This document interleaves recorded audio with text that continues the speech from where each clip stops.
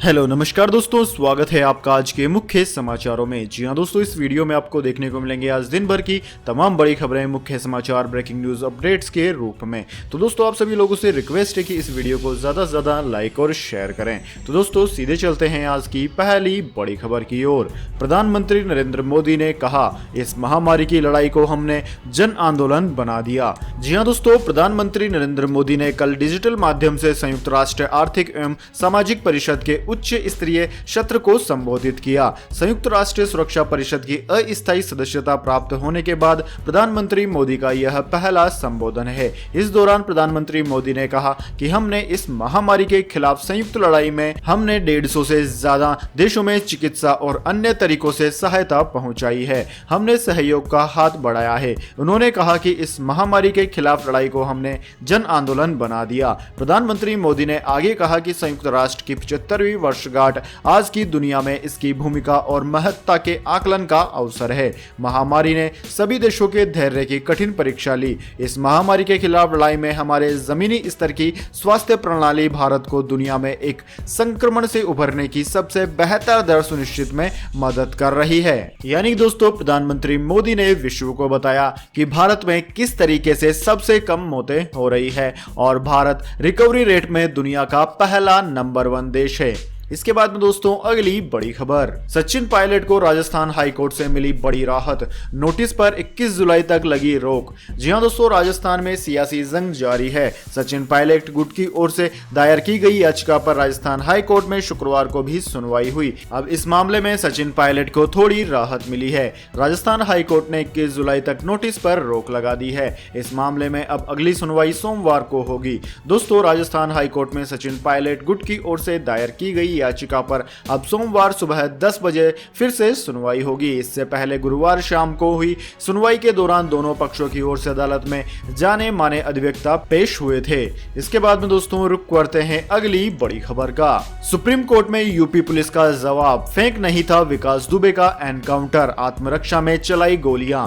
जी हां दोस्तों, विकास दुबे एनकाउंटर मामले में यूपी पुलिस ने सुप्रीम कोर्ट में जवाब दाखिल किया है। अपने जवाब में पुलिस ने एनकाउंटर को सही बताया और कहा कि इसे किसी भी तरह फेक एनकाउंटर नहीं कहा जा सकता। वहीं एनकाउंटर को लेकर किसी तरह का संशय नहीं रहे, इसके लिए सरकार ने सभी तरह के कदम उठाए हैं। यूपी पुलिस के महानिदेशक की तरफ से दायर जवाब में कहा गया है कि एनकाउंटर के मामले में सुप्रीम कोर्ट की गाइडलाइन का पूरी तरह पालन किया गया। आत्मरक्षा में पुलिस ने गोली चलाई जब एक खतरनाक अपराधी हिरासत से पुलिस के हथियार छीनकर भाग रहा था। सुप्रीम कोर्ट सोमवार को इस मामले में कोई आदेश दे सकती है। दोस्तों आपकी जानकारी के लिए बता दें, एनकाउंटर के बाद सुप्रीम कोर्ट की गाइडलाइन के मुताबिक यूपी सरकार ने न्यायिक आयोग गठित किया जो कि एनकाउंटर की जांच कर रहा है।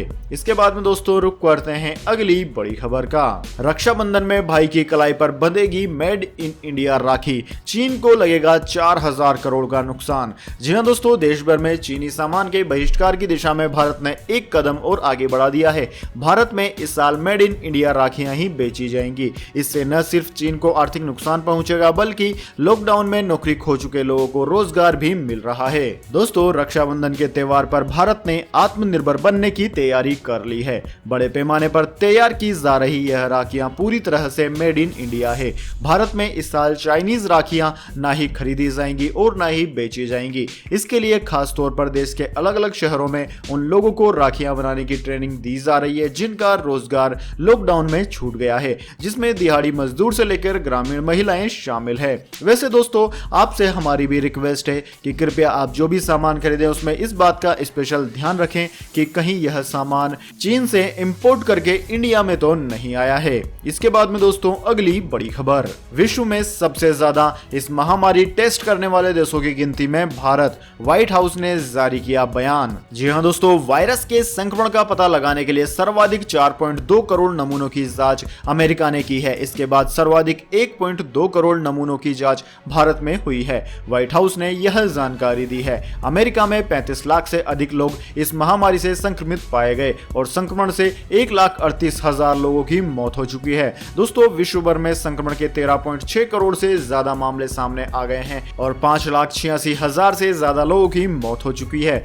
दोस्तों व्हाइट हाउस की प्रेस सचिव काइले मैकेनी ने गुरुवार को बताया कि इस महामारी की जांच के संबंध में हमने 4.2 करोड़ से अधिक नमूनों की जांच की। इसके बाद सर्वाधिक 1.2 करोड़ नमूनों की जांच भारत में हुई है। जांच के मामले में हम पूरी दुनिया में दूसरे नंबर पर हैं। इसके बाद दोस्तों जान लेते हैं पूरी दुनिया और भारत में इस महामारी की क्या है स्थिति। तो दोस्तों बात करें सबसे पहले पूरी दुनिया की, तो पूरी दुनिया में इस वक्त तक इस महामारी के मामलों की संख्या 1 करोड़ 38 लाख को पार कर गई है। वहीं जिसमें जान गंवाने वालों की संख्या भी लगभग 6 लाख के करीब पहुंच गई है। दोस्तों इस महामारी से सबसे ज्यादा प्रभावित देश अमेरिका में मरीजों की संख्या 35,33,000 से ज्यादा हो गई है, जहां पर मौतों का आंकड़ा 1,38,000 को पार कर गया। इसके बाद में दोस्तों ब्राजील का नंबर आता है, जहां पर 20 लाख को पार कर गया है संक्रमितों का आंकड़ा। साथ ही मौतों का आंकड़ा 76,000 को पार कर गया है। उसके बाद में दोस्तों India, Russia, Peru, South Africa, Mexico, Chile, United Kingdom आदि देशों का नंबर आता है। इसके बाद में दोस्तों अब जान लेते हैं क्या है भारत की स्थिति। तो दोस्तों भारत में इस महामारी के मरीजों की संख्या 10 लाख को पार कर गई है। और साथ ही पिछले 24 घंटे की बात की जाए तो पिछले 24 घंटे में 38,000 से ज्यादा मरीजों की संख्या आई है, जो कि पिछले 24 घंटों के दौरान आई अब तक की सबसे ज्यादा संख्या है। साथ ही दोस्तों इस बीमारी से मरने वालों का आंकड़ा भी 26,000 को पार कर गया है। हालांकि इस बीमारी से रिकवर करने वालों की संख्या 6,51,000 है, जबकि एक्टिव केस 3,58,000 है, यानी कि भारत का रिकवरी रेट 70% से भी अच्छा है। साथ ही दोस्तों बात करें किस राज्य में सबसे ज्यादा मरीज है, तो दोस्तों महाराष्ट्र सबसे ऊपर है। महाराष्ट्र में लगभग 3 लाख के करीब मरीजों की संख्या पहुंच गई है। इसके बाद में दोस्तों तमिलनाडु, जहां पर 1,60,000 है। उसके बाद में दिल्ली का नंबर आता है, जहां पर 1,20,000 के करीब संक्रमित हो गए हैं। इन राज्यों के बाद में कर्नाटक, गुजरात, उत्तर प्रदेश, तेलंगाना, आंध्र प्रदेश, वेस्ट बंगाल, राजस्थान, हरियाणा, बिहार, मध्य प्रदेश आदि राज्यों का नंबर आता है। इसके बाद में दोस्तों रुक करते हैं अगली बड़ी खबर का। चीन को अब तक का सबसे बड़ा झटका देगी भारत सरकार, अब FDI नियम सख्त करने की है तैयारी। जी हां दोस्तों, गलवान घाटी में सीमा विवाद के बीच भारत ने चीन पर नकेल कसना शुरू कर दिया है। चाइनीज ऐप को बैन करने के बाद, चीनी कंपनियों को सरकारी कॉन्ट्रैक्ट से बाहर निकालने के बाद अब भारत चीन से होने वाले प्रत्यक्ष विदेशी निवेश यानी कि FDI पर शिकंजा कसने की तैयारी कर रही है। CNBC आवाज को सूत्रों से मिली एक्सक्लूसिव जानकारी के मुताबिक भारत ECB से होने वाले FDI पर शिकंजा कसने की तैयारी में है। चीन से कर्ज या ECB से निवेश पर शिकंजा कसा जा सकता है। इस पर भारतीय रिजर्व बैंक RBI और मार्केट रेगुलेट सेबी और वित्त मंत्रालय के बीच चर्चा हुई है। दोस्तों आपकी जानकारी के लिए बता दें, भारत सरकार ने हाल ही में FDI नियमों में बदलाव करते हुए कहा था कि भारत के साथ जमीनी सीमा साझा करने वाले देशों की किसी भी कंपनी या व्यक्ति को भारत में किसी भी सेक्टर में निवेश करने से पहले भारत सरकार की मंजूरी लेनी होगी। यह फैसला इसलिए लिया गया है ताकि इस महामारी की वजह से उत्पन्न नाजुक परिस्थितियों का फायदा उठाकर पड़ोसी देशों की विदेशी कंपनियां घरेलू कंपनियों का अधिग्रहण न कर ले। इसके बाद दोस्तों रुक करते हैं अगली बड़ी खबर का। अंतरराष्ट्रीय जगत में पाकिस्तान फिर हुआ बेनकाब। यूनाइटेड नेशंस ने TTP आतंकी नूर वली को वैश्विक आतंकवादी किया घोषित। जी हां दोस्तों, पाकिस्तान अपने षड्यंत्रों और नापाक इरादों के कारण एक बार फिर अंतरराष्ट्रीय जगत में चर्चा में आया है। अंतरराष्ट्रीय स्तर पर आतंकवाद के खिलाफ बड़ी कार्यवाही करते हुए संयुक्त राष्ट्र ने गुरुवार को पाकिस्तान स्थित आतंकवादी संगठन तहरीक-ए-तालिबान के नेता मुफ्ती नूर वली मोहम्मद को वैश्विक आतंकवादी के रूप में घोषित किया। भारत हमेशा से यह दावा करता आया है कि पाकिस्तान आज भी आतंकवादियों का पनाहगार बना हुआ है। UN की इस कार्रवाई ने पाकिस्तान को एक बार फिर दुनिया के सामने बेनकाब कर दिया है। दोस्तों आपकी जानकारी के लिए बता दें, मुफ्ती नूर वली महमूद आतंकवादी संगठन अल-कायदा से ताल्लुक रखता है। TTP को अल-कायदा के साथ संयुक्त राष्ट्र द्वारा 29 जुलाई 2011 को ब्लैकलिस्ट किया गया था। इसके बाद में दोस्तों रुक करते हैं अगली बड़ी खबर का। मौसम समाचार वेदर अपडेट। 19 राज्यों में भारी बारिश का है अलर्ट, जानिए अगले 24 घंटे के मौसम पूर्वानुमान भी। जी हां दोस्तों, देश के बड़े हिस्सों में मानसून सक्रिय है। कहीं छटपुट बारिश हो रही है तो कहीं लोगों को भारी बारिश का सामना करना पड़ रहा है। इसी बीच दोस्तों भारतीय मौसम विज्ञान विभाग यानी कि इंडियन मेट्रोलॉजी डिपार्टमेंट ने अगले 24 घंटों में करीब 19 राज्यों में भारी बारिश की चेतावनी जारी की है। मौसम विभाग का अनुमान है कि 18 जुलाई तक गुजरात के सौराष्ट्र और कच्छ, अरुणाचल प्रदेश, असम, मेघालय, हिमाचल प्रदेश, उत्तराखंड, उत्तर प्रदेश, राजस्थान के पूर्वी हिस्से, पश्चिम बंगाल, सिक्किम, मध्य महाराष्ट्र, गोवा, तेलंगाना, कर्नाटक, तटीय इलाकों, केरल, पंजाब, हरियाणा, चंडीगढ़ और राष्ट्रीय राजधानी दिल्ली में भारी बारिश हो सकती है। दोस्तों मुंबई में पहले ही भारी बारिश का अलर्ट है। इसके अलावा दोस्तों दोस्तों स्काईमेट के अनुसार झारखंड, पंजाब, हरियाणा, पश्चिमी उत्तर प्रदेश, पूर्वी राजस्थान में कुछ स्थानों पर, जबकि दिल्ली एनसीआर में 1-2 स्थानों पर हल्की बारिश हो सकती है। इसके बाद में दोस्तों रुक करते हैं अगली बड़ी खबर का। पेट्रोल डीजल प्राइस टुडे, आम आदमी को एक बार फिर लगा झटका, डीजल के दाम में फिर हुई वृद्धि। जी हां दोस्तों, डीजल के दाम में लगातार हो रही वृद्धि से आम आदमी की मुश्किलें बढ़ती जा रही है। सरकारी तेल कंपनियां बीपीसीएल, एचपीसीएल, आईओसी ने शुक्रवार को एक बार फिर डीजल की कीमतों में 17 पैसे का इजाफा कर दिया। दोस्तों 17 दिन में चौथी बार डीजल की कीमतें बढ़ी है। इस तरह से दोस्तों बात करें राष्ट्र राजधानी दिल्ली में 1 लीटर पेट्रोल और डीजल की कीमतों की, तो दोस्तों दिल्ली में 1 लीटर डीजल की कीमत अब 81 रुपए 35 पैसे हो गई है, जबकि डीजल की कीमत 80 रुपए 43 पैसे प्रति लीटर है। इसके बाद में दोस्तों रुक करते हैं अगली बड़ी खबर का। गोल्ड सिल्वर प्राइस टुडे, लगातार दूसरे दिन सोने की कीमतों में आई बड़ी गिरावट। जान लीजिए क्या है आज के भाव। जी हां दोस्तों, अमेरिकी डॉलर में आई गिरावट की वजह से घरेलू बाजार में सोना खरीदना सस्ता हो गया है।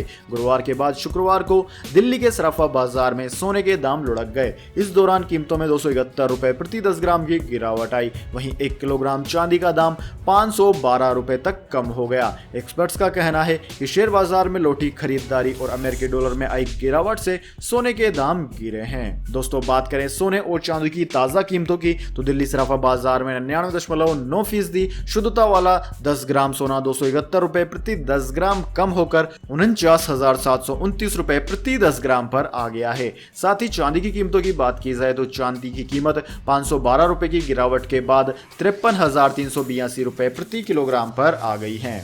इसके बाद दोस्तों रुक पड़ते हैं अगली बड़ी खबर का। चीन को लगने वाला है एक और बड़ा झटका, अमेज़न कड़ा कदम उठाने की है तैयारी में। जी हां दोस्तों, चीनी कंपनियों और उत्पादों के खिलाफ देश में विरोध लगातार जारी है। इस बीच चीनी कंपनियों को अगला झटका सबसे बड़ी ई-कॉमर्स साइट अमेज़न लगाने वाली है। दोस्तों चीन के खिलाफ केंद्र सरकार और स्थानीय लोगों के विरोध के बीच अमेज़न ने अपने सभी उत्पादों पर कंट्री ऑफ ओरिजिन का जिक्र करने का फैसला कर लिया है। संभावना जताई जा रही है कि इस कदम से भारतीय ग्राहक चीनी उत्पादों की कम खरीदारी करेंगे। दोस्तों प्राप्त जानकारी के मुताबिक अमेज़न ने अपनी साइट पर मौजूद सभी कंपनियों से कहा है कि 10 अगस्त तक अपने उत्पादों के कंट्री ऑफ ओरिजिन की जानकारी साझा करें। अमेज़न से जुड़ी सभी कंपनियों को चेतावनी दी गई है कि अगर बेचे जा रहे प्रोडक्ट्स में यह अहम जानकारी नहीं मिली तो कंपनी का नाम हटा दिया जाएगा। वैसे दोस्तों कमेंट करके बताइए कि क्या आप चीनी सामानों को अब भी खरीदना पसंद करेंगे या नहीं। इसके बाद में दोस्तों अगली बड़ी खबर,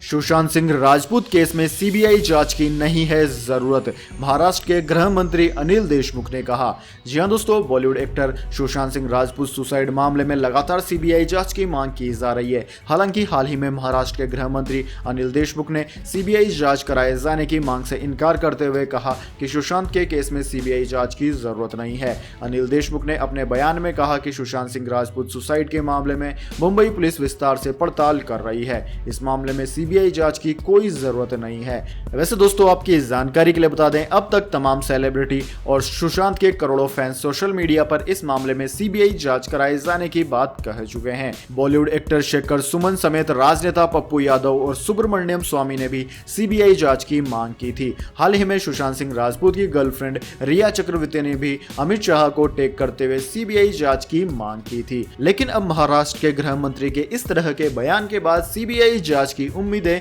धूमिल होती नजर आ रही है। इसके बाद दोस्तों रुक करते हैं अगली बड़ी खबर का।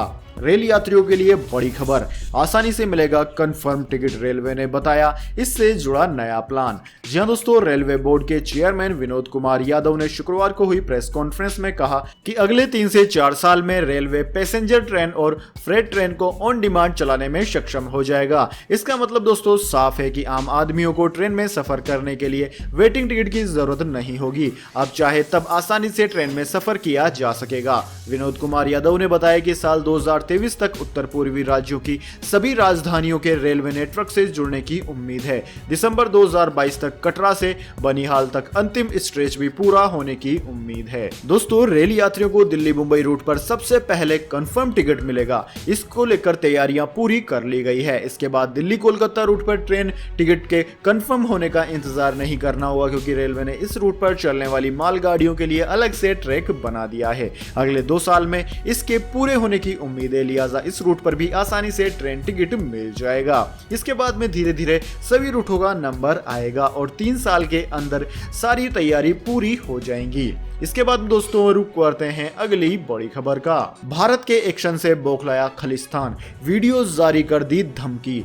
जी हाँ दोस्तों, खालिस्तान आतंकवादी गुरु पंतवंत सिंह ने एक वीडियो जारी किया है जिसमें वो दिल्ली को खालिस्तान बनाने की बात कह रहा है। जानकारों की माने तो कनाडा में बैठे गुरु पंतवंत सिंह पन्नू ने यह वीडियो आईएसआई के इशारे पर जारी किया है। दोस्तों आपकी जानकारी के लिए बता दें, हाल ही में भारत सरकार ने गुरु पंतवंत सिंह पन्नू समेत कई खालिस्तानी समर्थकों को टेररिस्ट घोषित कर दिया है। पाकिस्तानी खुफिया एजेंसी आईएसआई के इशारे पर खालिस्तान आतंकी अब पंजाब, दिल्ली, हरियाणा में आतंकवाद फैलाने की साजिश रच रहे हैं। इस वीडियो के सोशल मीडिया पर आते ही सेंट्रल एजेंसी सतर्क हो गई है और इस बात की जानकारी देते हुए दिल्ली पुलिस की स्पेशल सेल और क्राइम ब्रांच को हाई अलर्ट पर रखा गया है। तो दोस्तों यह थे आज के मुख्य समाचार। इसके बाद में दोस्तों अब बारी आती है आज के माइंड क्विज क्वेश्चन की। जी हाँ दोस्तों, एक आसान से सवाल का जवाब देकर आप जीत सकते हैं एक अमेजिंग सरप्राइज गिफ्ट हमारे यूट्यूब चैनल की ओर से। तो दोस्तों आज का सवाल आपकी स्क्रीन पर आ चुका है।